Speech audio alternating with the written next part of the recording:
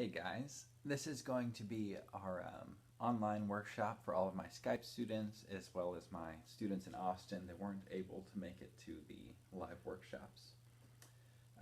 Today we're going to talk about online resources for your guitar practice and to help your guitar playing skills.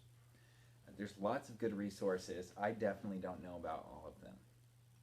So if you know of any good ones, be sure and let me know about them. So I can add them to this list. But this is some of my favorites and then some new ones I just recently discovered.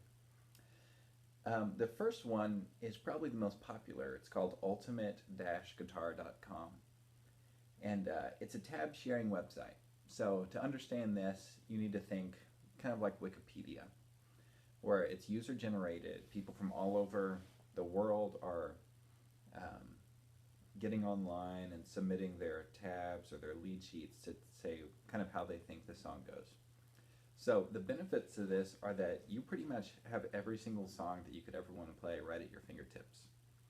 The downside is that they're usually not accurate 100%. So what I advise you to do is to use this website. I use it all the time, but look for songs that have been highly rated by a lot of people. So those are usually the more popular songs. So if you look up Stairway to Heaven by Led Zeppelin, you'll see that 2,000 people rated this version 5 stars, and you can be pretty sure that that's a good rendition of Stairway to Heaven. With less popular songs, there typically won't be as many people who have worked on it, so it may not be as high quality. Songster.com, Songster has 2 R's, is the same thing, but it has a really cool free playback feature. And so that means that you can literally press your space bar and it will start going through the tablature and playing the song for you as you're able to see it at the same time. So this is a really good tool for practice. I'm not sure if it lets you slow it down. I think it probably does. Most of those playback features will. So that's good. And the other thing that makes it different from Ultimate Guitar is that there's only one transcription per song, but multiple people will go in and make corrections. So using the Stairway example again, there will only be one Stairway to Heaven, whereas on Ultimate Guitar there's probably 20. And people will just, like, I could create an account, I could go in and I could fix something that I thought was different. So they still won't be totally accurate, but I do kind of like Songster a little bit better just because of the playback feature, and I like the idea that many people can go into the same piece of music and make it better and better. This is kind of on the other side of things. These are professional transcriptions if you go to sheetmusicplus.com. I like sheetmusicplus.com because it's pretty cheap. So you can get a song for like $2 to $5, and you can download the PDF right to your computer. You can print it out or just look at it online. On the piece of paper, the worksheet I attached to this video, you'll notice I underline the word detailed, professional transcriptions. Typically when I write out a song, it will take me 1 to 2 pages because I'm writing out kind of the main parts of the song, kind of how I would perform it, how a lot of professional musicians would perform it. But these websites are all about doing it exactly like the recording that they're listening to. So if the artist played a couple of different notes, maybe even accidentally in the second verse, they're going to rewrite the entire second verse. And next thing you know, instead of looking at 1 to 2 pages of music, it's going to be like 10 to 15 pages. So it can be a little overwhelming, but if you bring it into a mentor or our private lessons, they can help you sort out what's important and what's not as important pretty quickly.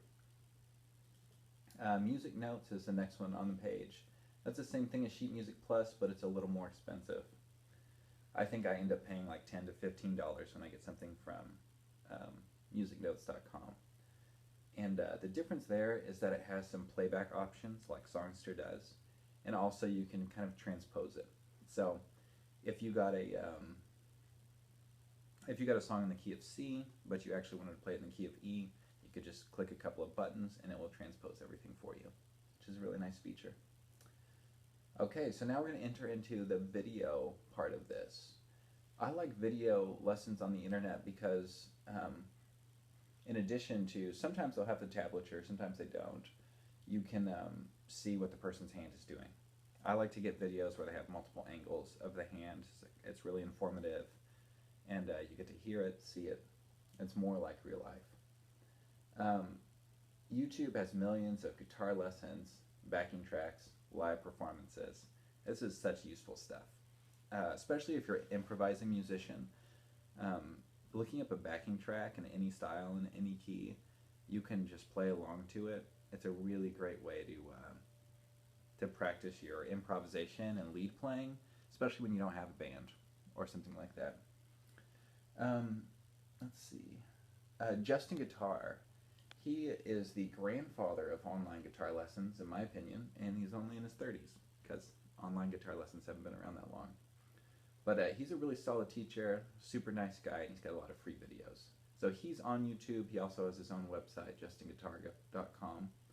A lot of my students who initially started on the internet start with Justinguitar because he's pretty famous, and then come in after they've got a few of the basics down. So the next two websites, jamplay.com and guitartricks.com, these are like YouTube, except that they have a monthly subscription fee. They're going to be higher quality professional videos, so probably better angles of the hand. They're going to be consistent, and they also have a curriculum. So they'll teach you things in like a sequential order. So if you say, I want to play blues guitar, they'll start you at the beginning, and then they'll show you this lick, then they'll go to the next one. So it's nice. It's if you've got 15 to 25 extra bucks to spend on your guitar playing every month, it's a nice supplemental way to get to learn about some new songs and to learn some new techniques. So I would highly recommend those as well. Next is an interesting thing. I have actually not tried these. Rocksmith and Musician are video games that help you learn to play guitar. I think that if you struggle with motivation, these would be a good alternative to just a standard practice session, or if you just happen to really like video games. I never played video games in the first place, so they're not that appealing to me, but I do have students that use them. And so if that's inspirational to you and it gets you to sit down and play your guitar, I think you should definitely do it. The only thing I want to use caution here with is I've had some students come in after learning solely from these platforms, and I found that they were sacrificing technique to get to the next level.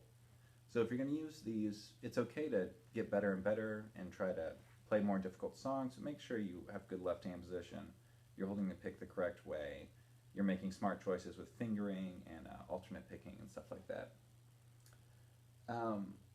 Next, we're going to get into kind of generic websites and apps that I think are really cool. They're very useful tools.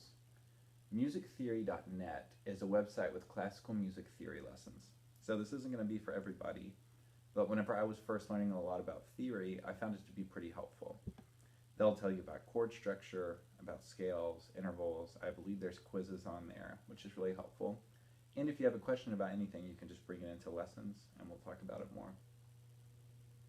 Guitar Tuna, I think a lot of you have this because I recommend it to everyone, is an app that is a free, easy, awesome guitar tuner. It's extremely user-friendly. It won't take you long to figure it out, and it'll help you always be in tune, which is essential. The next thing is Metronome and then a little plus sign. I think that's around $2 on the App Store. They have something similar to all these apps for the Android phones or whatever other kind of phones. Basically, it'll just keep that steady pulse so that when you're practicing technique or practicing a repertoire piece, it'll make sure that you have good timing. That's an old school practice technique, and it's never gone out of style because it really, really helps, although it's not the most exciting thing in the world to just hear that click over and over again. It's a helpful thing. I have not used this one, although I've used similar products, and I would highly recommend you look into this app. It's called AnyTune, and I think of everything on this page, this might be the most important one. It slows down songs from your iTunes library and lets you slowly speed it up. So if you're trying to learn a song, but you can't play up to tempo, which is extremely common, You can slow it down to 50%, 35%, whatever you feel comfortable doing. And then you can just incrementally speed it up by 5% until you're playing at tempo or pretty close to tempo. I have an outdated version of this. It's called capo, but they don't make it anymore. And I use it a lot. If I'm going to be writing out something, or if I'm working on a really fast guitar lick, I'll use that to slow it down, and that's one of the best practice tools. I have not used the next one. It's called play by ear, and I included it because a lot of my students have recently been talking to me about learning to play music by ear, which I think is a really good thing to be thinking about, especially after you've mastered some of the fundamental technique and have solid notes and rhythms. And this is an ear training app that was created by a jazz musician, and it's free. And it will play intervals. You can make it sound like a guitar, which is really helpful. It will play chords, it'll play melodies, and you kind of have to figure out what it was doing. The next one is, the next two are about recording yourself. This is an excellent practice routine that I think you should get into. Most of the time when a guitarist records himself for the first time, they're mortified. Like, wow, that does not sound like what I thought I sounded like. You'll hear lots of pausing, and kind of the rhythm won't be solid, and maybe a few dud notes. But after you've taken some time to chill out, you can keep doing it. Every time you record yourself, listen to what you could do better, do it again. It almost feels like a performance even when you're just recording on an iPad or an iPhone. So that's what GarageBand is used for. I would highly recommend getting that. There's a little bit of a learning curve. We can work on it in lessons. I've used it several times. Or if you just want to look up on YouTube, there will be tutorials on how to use it, whichever one is easier for you. The last one, Amplitube, is specifically for people with electric guitars, or that at least have an acoustic electric, because you have to be able to plug it in. That way you can plug your guitar into your iPhone or iPad, and then it has an amp modeler. So you can say, I want my guitar to sound like it's coming out of a Fender 65 Deluxe Reverb tube amp, and then it will make it sound like that amp. Now if you talk to someone who really knows their gear, they'll probably tell you it's not that convincing, but to the average Joe, it's going to sound pretty good whenever you plug it into Amplitube and you try out different amplifiers, and it lets you record it also, which is really cool.